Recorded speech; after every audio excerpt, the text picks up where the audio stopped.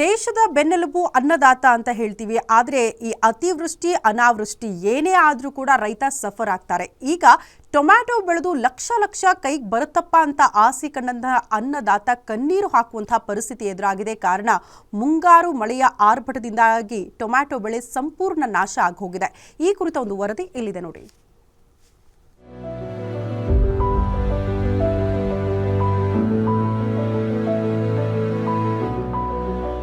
ಕೋಟೆನಾಡು ಚಿತ್ರದುರ್ಗ ಜಿಲ್ಲೆ ಅಂದರೆ ಮಧ್ಯ ಕರ್ನಾಟಕದ ಹೆಬ್ಬಾಗಿಲು.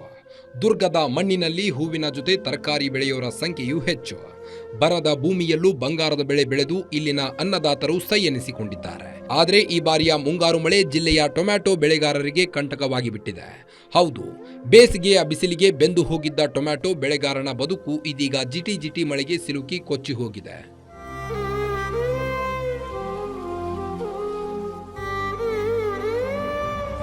ಅಂದ ಹಾಗೆ ಜಿಲ್ಲೆಯಲ್ಲಿ ಪ್ರತಿ ವರ್ಷವೂ 6 ರಿಂದ 7 ಸಾವಿರ ಹೆಕ್ಟೇರ್ ಪ್ರದೇಶದಲ್ಲಿ ಇಲ್ಲಿನ ರೈತರು ಟೊಮ್ಯಾಟೊ ಬೆಳೆಯುತ್ತಿದ್ದರು. ಲಕ್ಷ ಲಕ್ಷ ಹೂಡಿಕೆ ಮಾಡಿ ರೈತರು ಅಧಿಕ ಲಾಭದ ನಿರೀಕ್ಷೆಯಲ್ಲಿದ್ದರು. ಆದರೆ ಈ ಬಾರಿಯ ಮುಂಗಾರು ಮಳೆ ಅನ್ನದಾತನನ್ನ ಸಂಕಷ್ಟಕ್ಕೆ ಸಿಲುಕುವಂತೆ ಮಾಡಿದೆ. ಚಳ್ಳಕೆರೆ ಹಾಗೂ ಮೊಳಕಾಲ್ಮೂರು ತಾಲೂಕಿನಲ್ಲಿ ಫಂಗಸ್ ರೋಗಕ್ಕೆ ತುತ್ತಾಗಿರೋ ಟೊಮ್ಯಾಟೊ ಹಣ್ಣುಗಳು ಗಿಡದಲ್ಲಿ ಕೊಳೆತು ಕೆಳಗೆ ಬೀಳುತ್ತಿದ್ದು ಈ ಭಾಗದ ರೈತರು ಸಂಕಷ್ಟಕ್ಕೆ ಸಿಲುಕಿದ್ದಾರೆ. ಎಲ್ಲ ಪ್ರತಿಯೊಂದು ರೈತರ ನಿರೀಕ್ಷೆಗೆ ಆಸೆಗೆ ಬರುತ್ತೆ ಅಂತೇಳಿ ಕೈಗೆ ಭರವಸೆ ಮಾಡ್ತೇವೆ ನಾವು. ಎಲ್ಲ ಒಂದು ಪ್ರಕೃತಿ ಮೇಲೆ ಹೋರಾಟ ಮಾಡ್ತೇವೆ ನಾವು.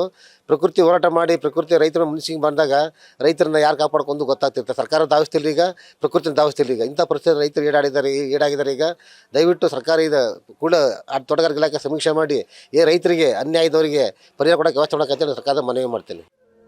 ಇನ್ನು ಮತ್ತೊಂದು ಕಡೆ ಕೊಳೆ ರೋಗ ಕಾಣಿಸಿಕೊಳ್ಳುತ್ತಿದ್ದಂತೆ ಕೆಲವು ಕಡೆ ಬೆಳೆ ನಾಶ ಮಾಡಿರೋ ರೈತರು ಮತ್ತೊಮ್ಮೆ ಟೊಮ್ಯಾಟೊ ನಾಟಿಗೆ ಮುಂದಾಗಿದ್ದಾರೆ.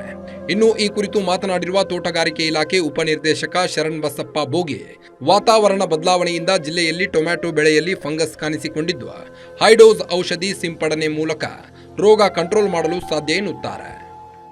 ಟೊಮ್ಯಾಟೊ ಬೆಳೆಯಲ್ಲಿ ಈಗ ಫಂಗಸ್ ಡಿಸೀಸ್ಗಳು ಬರ್ತಕ್ಕಂಥ ಒಂದು ಜಾಸ್ತಿ ಚಾನ್ಸಸ್ ಇರುತ್ತೆ.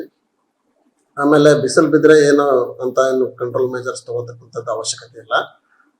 ಕಾರಣ ಈಗ ಸ್ವಲ್ಪ ಫಂಜಿಸೈಡ್ ಸ್ಪ್ರೇ ಮಾಡ್ತಕ್ಕಂಥದ್ದು ಇರ್ಬೋದು.